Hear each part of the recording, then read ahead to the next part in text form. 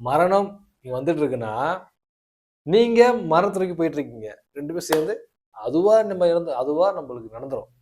நம்மள முந்திக்கிறது தான் வந்து முட்டாள்தனம். அதில் யாரும் தற்கொலை பண்ணாதீங்க. மரணம்ன்றது எதற்கு வரும்?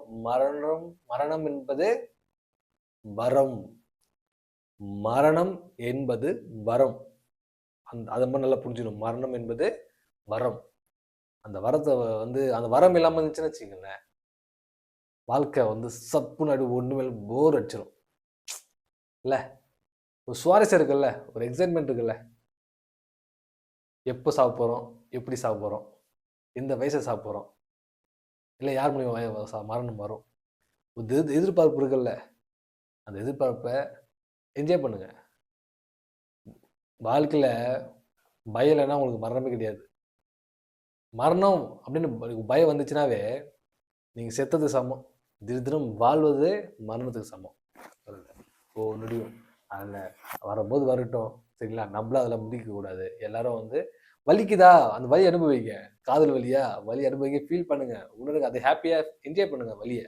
இப்போ வலிக்குதுப்பா, எனக்கு லவ் ஃபீல் ஆயிடுச்சு, ரொம்ப என்னை விட்டு போயிட்டாலே, எனக்கு பிளாக் பண்ணிட்டாலே, நான் கால் பண்ணி பேச மாட்டாள், எனக்கு வலிக்குது அப்படின்னு தைலம் தேய்ச்சிக்கிட்டு சில பேர் தைலம் தேய்ச்சிக்கிட்டு ஹார்ட் அட்டாக் வர மாதிரி இருக்கும். இறந்துடணும்.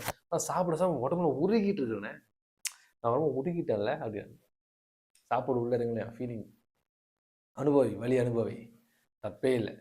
அதே சமயம் ஃபேமிலி பிரச்சனையா, ஒய்ஃப் வந்து விட்டுட்டு போயிட்டாளா, சரி பசங்களை கூப்பிட்டு போயிட்டாளா, ஏன்னா வருமானம் இல்லையா, சாப்பிட்றதுக்கு கஸ்டமருக்கு ஒய்ஃப் என்ன பண்ணுறான், மாமியார் விட்டு போயிட்டா, தனிமையில் ஃபுல்லாக ஃபீலிங்ஸில் என்ன நம்ம அசிங்கப்படுத்திட்டு போயிட்டா இல்லை சொல்லிட்டு ஃபுல்லாக குடிச்சு கடை வாங்கி ஃப்ரெண்டு வீட்டில் 500 1000 வாங்கி குடிக்குது. ஃபுல்லாக குடிச்சு தூங்கி எழுதினா மூஞ்சி வீங்கி போயிட்டு லிவர் வீங்கி போய் அப்படின்னா மரணம் தான். எதுக்கு ஃபீல் பண்ணுற? போறியா போ தங்கு, திட்டியே திட்டு வாங்கிக்கிறேன், மூஞ்சில வாமிட் எடுக்கிறியா வாமிட் எடு.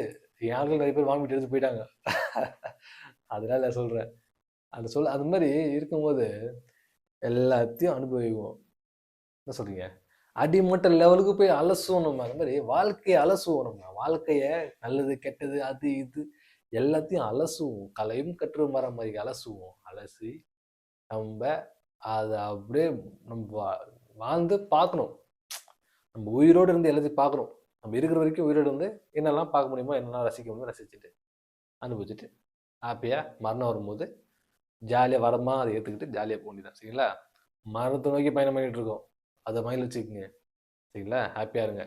நன்றி நன்றி நன்றி நன்றி, வணக்கம்.